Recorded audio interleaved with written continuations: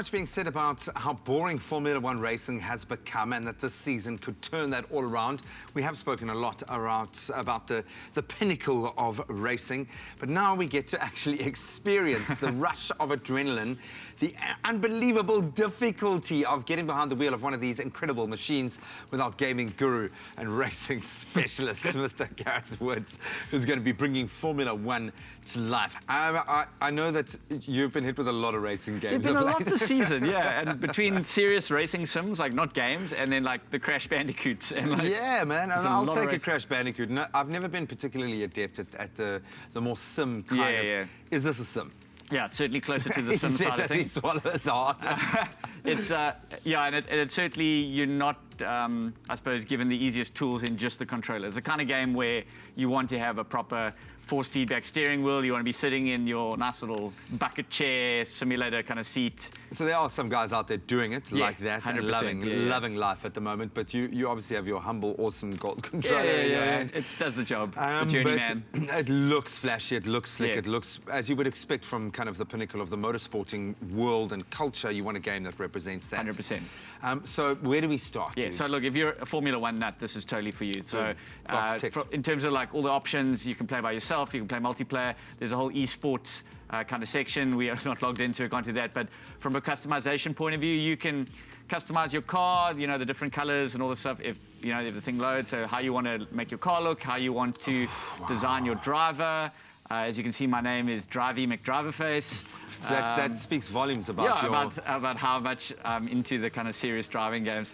The funny thing is, you mentioned the esports, and now Formula One itself often have racing areas at a lot of their live activation events because they are driving this. They are driving the digital representation of Formula One big time. Yeah, and it's one of the esports where the correlation between the esport and the real thing is actually quite close. You know, you can play FIFA all you want. It's not going to make you a better footballer. Maybe tectically, yes, but it's not going to improve you a better. But they have signed up professional racers through the racing sim circuit because it is so close to the real thing. I mean, there are some drivers that have literally taken a break from racing in the real car and only practiced on sim. 100%. You can just get way more hours straight back in. So that's incredible. So you're going to start. Are we going to Bahrain? I mean you. Yes, 100%. Me and my team. You keep nailing me on how bad my racing is. So I'll give it a go and take that bullet. But I'm quite interested to see just how difficult it is, because it gives us a good indication of someone who wants to get into the racing vibe. Yeah, 100%. If you can use this as an entry level, or if maybe we should stick to our Crash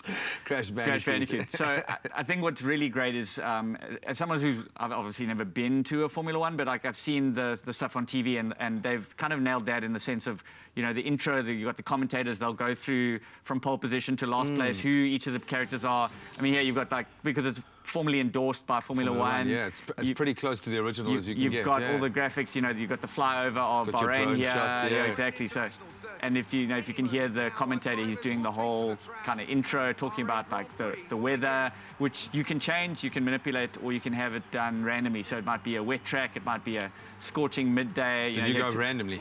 Yeah. So there you go. 27 degrees in Bahrain is probably a cold winter morning. Yeah, I was gonna say.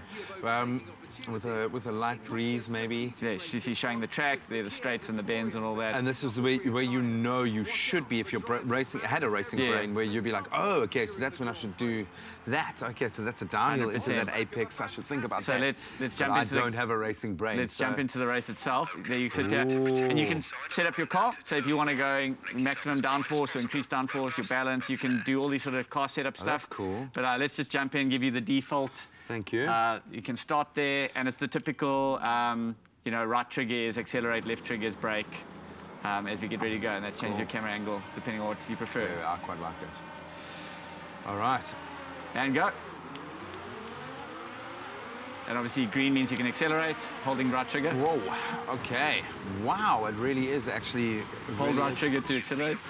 There you go, just trying not to spin out. Oh, there we go. And then, so as you hit red, so you should be slowing down there for this turn. So put the visual indicators on. Okay. Look, also, it must be said from this angle, it is a little bit difficult, but... Okay, so I'm going to try and figure out even where the... There we go, left, there we go, back on track. Look, it feels pretty good. I know, look, this is the first time I've touched it, but it doesn't go too squirrely, to be honest, so... Yeah. I think once you've got a bit of a hand for it, I like the fact that they haven't made it too complicated. Normally, oh, that's what that is. Okay. Yeah. So it's saying if it's going red, you're going too fast for that turn. I was going to crash into a barrier. Okay. It feels pretty good, and I'm not even a big racer fan, but this feels awesome. But it's kind of the thing where it feels like it's going to take a while to master, but once you get it, you're going to kind of like, I know Kung Fu now. Yeah, no, very much so, man. I'm going to leave while my tail is still tucked between my legs here. No, this actually feels pretty good, man. Yeah, I feel pretty good. I'm glad I live to make you feel better about yourself, dude.